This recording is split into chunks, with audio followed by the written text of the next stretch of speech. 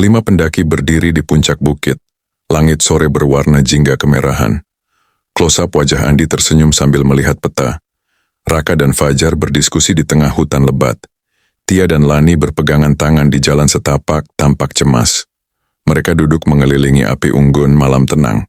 Dari atas terlihat kabut mulai turun menyelimuti hutan, para pendaki tampak kecil.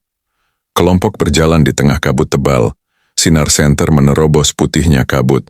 Andi pertama kali melihat rumah tua di kejauhan, penuh rasa penasaran. Rumah tua kayu dengan cahaya kuning redup di jendelanya, suasana magis. Kelimanya berdiri di depan rumah dengan ekspresi ragu. Interior rumah tua, ruang utama berdebu, cahaya lilin menyala samar.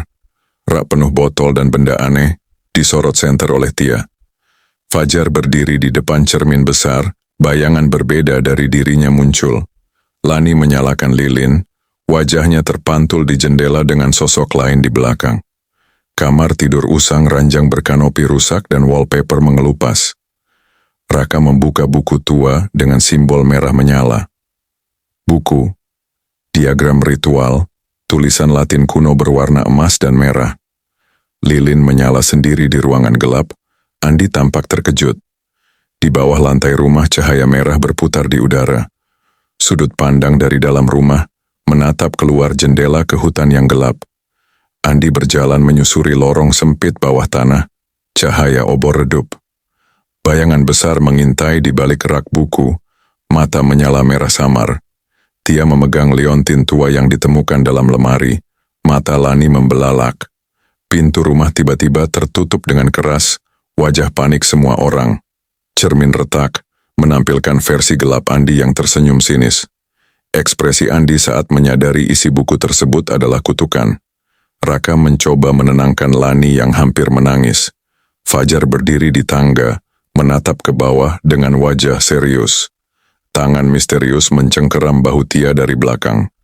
Lani melihat sosok Andi di lorong, tapi Andi terlihat kabur dan berasap. Semua orang menatap Andi saat ia mulai kerasukan, aura merah mengelilingi tubuhnya. Cahaya lilin membentuk simbol di udara, ekspresi semua orang panik. Rumah bergetar, dinding retak, bayangan beterbangan di dalam ruangan. Andi berteriak sebelum menghilang dalam kabut hitam di bawah lantai. 4 orang terakhir keluar rumah saat matahari pagi mulai menyinari. 4 pendaki berjalan perlahan menuruni bukit, wajah sendu. Rumah terlihat dari kejauhan, tampak tenang tapi mengancam. Kepala desa tua berbicara dengan ekspresi datar, sinar matahari hangat mengelilinginya. Flashback. Sang tabib tua duduk membaca buku yang sama puluhan tahun lalu. Halaman buku hitam dengan nama-nama yang terukir di sana, sekarang bertambah Andi Saputra.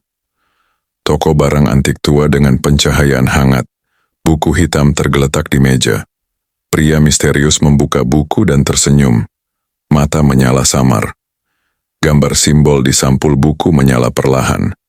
Jalan setapak menuju rumah di tengah hutan, dengan kabut tipis melayang. Cermin tua di rumah memperlihatkan 5 karakter, termasuk Andi yang sudah hilang. Simbol ritual bercahaya merah mengambang di ruang gelap. Gambar rumah tampak dari atas. Bentuk atap membentuk simbol gaib.